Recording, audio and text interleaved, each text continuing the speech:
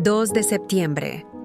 Beatos: Juan María de Lau d'Alemont, Francisco José y Pedro Ludovico de la Rochefoucauld, obispos y compañeros mártires.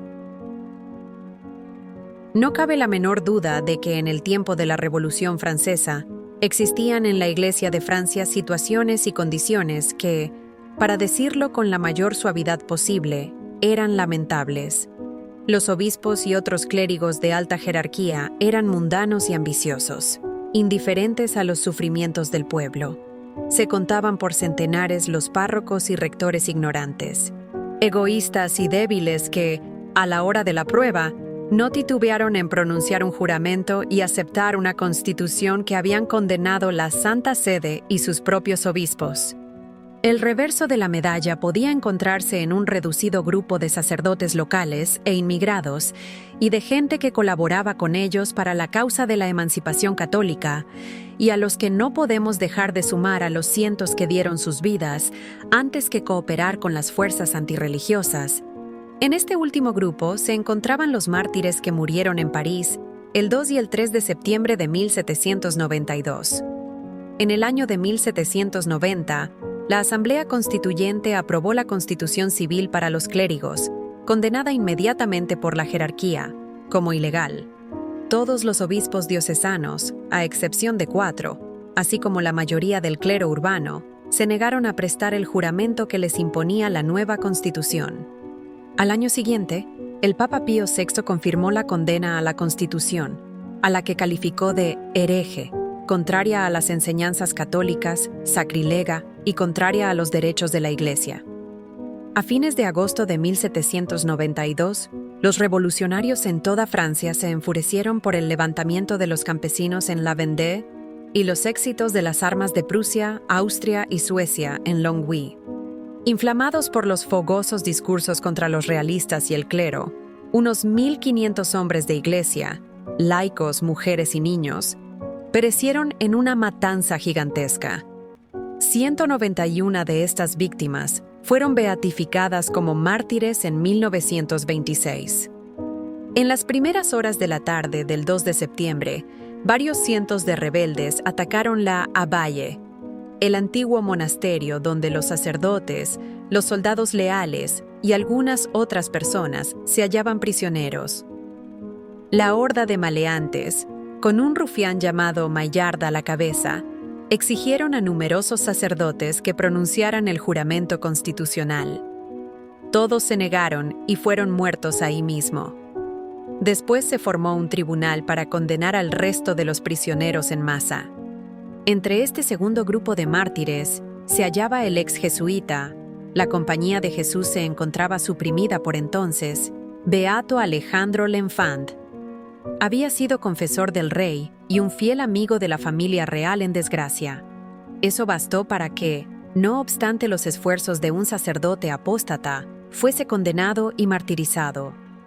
Monseñor de Salamón nos dice en sus memorias que observó al padre L'Enfant. Cuando escuchaba sacramentalmente la confesión de otro sacerdote, minutos antes de que el confesor y el penitente fueran arrastrados al lugar de su ejecución, el alcalde de París enardeció con vino y alentó con propinas a un grupo de pilludos y vagabundos para que atacaran la iglesia de los carmelitas en la Rue de Rennes. Ahí se hallaban presos más de 150 eclesiásticos y un laico, el beato Carlos de la Calmette, conde de Valfons, un oficial de caballería que había acompañado voluntariamente al cura de su parroquia a la prisión cuando se lo llevaron preso. Aquella compañía de valientes hidalgos, encabezada por el beato Juan María de Lau, arzobispo de Arles, por el beato Francisco José de la Rochefoucauld, obispo de Beauvais, y su hermano, el beato Pedro Luis, obispo de Santes, llevaba en la prisión una vida de regularidad monástica y no cesaba de asombrar a sus carceleros por su alegría y su buen humor. Era una sombría tarde de domingo, con ráfagas de vientos helados y amenaza de tempestad. A los prisioneros se les había permitido tomar el aire en el jardín, y los obispos y otros clérigos rezaban las vísperas en la capilla, cuando la horda de asesinos irrumpió en el jardín, y mató a puñaladas al primer sacerdote que se cruzó en su camino. Al ruido del tumulto, Mons de Lau salió tranquilamente de la capilla. ¿Eres tú el arzobispo?, le preguntó alguno de los rufianes. Sí, señores. Yo soy el arzobispo. Fue derribado con un golpe de espada sobre el hombro y ya en el suelo se le atravesó el pecho de parte a parte con una pica.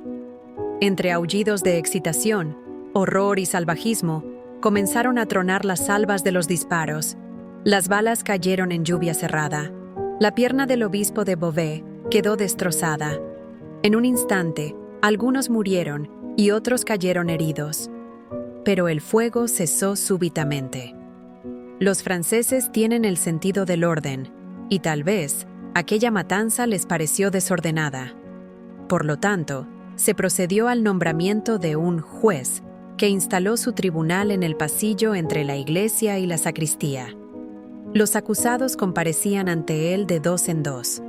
Con ambas manos, el juez les presentaba sendos pliegos con el juramento constitucional para que lo prestaran, pero todos lo rechazaron sin la más mínima vacilación. Entonces, la pareja de condenados descendía por la estrecha escalera que conducía al exterior, y al salir, la muchedumbre desaforada los hacía pedazos. En el pasillo el juez gritó el nombre del obispo de Beauvais. Desde el rincón donde yacía, inmovilizado, repuso: «No me niego a morir con los demás, pero no puedo andar. Ruego a vuestra señoría que tenga a bien mandar que me lleven a donde deba de ir». No podía haberse hecho una demostración más clara de aquella monstruosa injusticia que la réplica breve y cortés del obispo. Pero no le salvó la vida, aunque ninguno de los verdugos se atrevió a decir palabra cuando dos hombres le cargaron en vilo y lo llevaron ante el juez, para que rechazara el juramento constitucional. El beato Jacobo Calais, quien estaba a cargo de la cocina para los prisioneros, le entregó al juez 325 francos que le debía al carnicero, porque no quería llegar al cielo con aquella deuda. El beato Jacobo Friteire d'Urbé, ex jesuita, fue apuñalado por un vecino suyo a quien conocía desde que eran pequeños. Otros 3 exjesuitas y 4 sacerdotes seglares eran ancianos sacados de una casa de descanso en Issy para ser encerrados en la iglesia de los carmelitas. El conde de Balfon y su confesor, el beato Juan Guilleminet, murieron uno junto al otro, y así todos perecieron hasta no quedar ninguno. A estos mártires se les juma des Carmes, por el lugar donde padecieron. Ahí mismo había otras 40 personas, más o menos, que conservaron la vida gracias a que no fueron vistas, o bien pudieron escapar en las narices de guardias complacientes o compadecidos. Entre las víctimas se hallaba también el beato Ambrosio Agustinci Vrück, superior general de los benedictinos mauristas y otros 2 monjes, el beato Francisco Luis Hebert, confesor de Luis XVI, 3 franciscanos, 14 exjesuitas, 6 vicarios generales diocesanos, 38 estudiantes o exalumnos del seminario de San Sulpicio, 3 diáconos, un acólito y un hermano maestro. Los cadáveres fueron enterrados en una fosa común del cementerio de Vaugirard, aunque muchos fueron arrojados también a un pozo en el jardín de la iglesia del Carmen. El 3 de septiembre, la horda de asesinos irrumpió en el seminario lazarista de San Fermín, convertido también en prisión, donde su primera víctima fue el beato Pedro Guérin du Rocher, un ex jesuita de 60 años.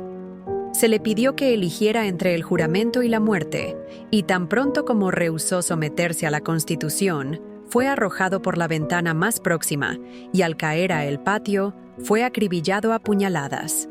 Su hermano, el beato Roberto du Rocher, fue también una de las víctimas, y hubo otros 3 exjesuitas entre los 91 clérigos que se hallaban presos ahí, de los cuales solo 4 escaparon con vida.